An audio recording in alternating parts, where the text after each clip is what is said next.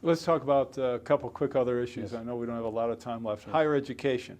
I know you've been a big supporter of higher ed. Yes. In this state, higher ed has suffered for many years. In the last budget, it actually got a little bump up, in part thanks, of course, to federal stimulus money and the requirement that funding be kept at, I think, 2005 levels or higher. How do you help higher education when you look at universities struggling today?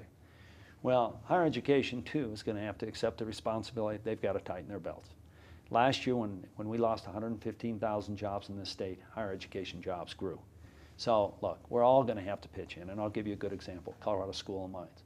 Colorado School of Mines, their board of trustees, saw some time ago, or anticipated, now these are very smart people, but they anticipated that we were going to have this downturn and that they need to have a rainy day budget.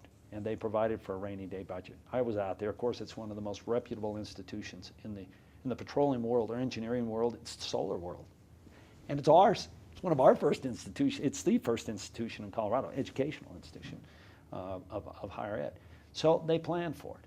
So one, we have to expect responsibility from the trustees or the elected trustees or the appointed board, whatever you want to call it. They vary different. But two, I kind of look at it like a glass half full. A lot of people like to kind of dish our schools in this state. Wow, the CSU Vet School, Colorado University Nobel Peace Prize. They got the research institution. We could work on the football team, but the rest of it works pretty good. Western State for the educational programs. You look at the School of Mines. I mean, all of these schools. So we have a lot going right. When I hear people say, oh, we're the worst in the country for higher education, I say, oh, whoa, whoa, whoa, that's not right. Of course we can always do better. And of course higher education has to manage its budgets very tightly. Just like Russ George knew that he wasn't going to have an extra lane going up I-70, he had to figure out a different way to manage traffic going up the I-70 corridor on a Friday afternoon. Higher education, and I think to a large extent they realize this and they're doing it. So efficiencies, it is a high priority with people. K through 12 is probably what most people accept as a right. They think higher education is kind of a privilege and that we all ought to pitch in. You should work, you should save, the government should realize the investment and the benefit of having it.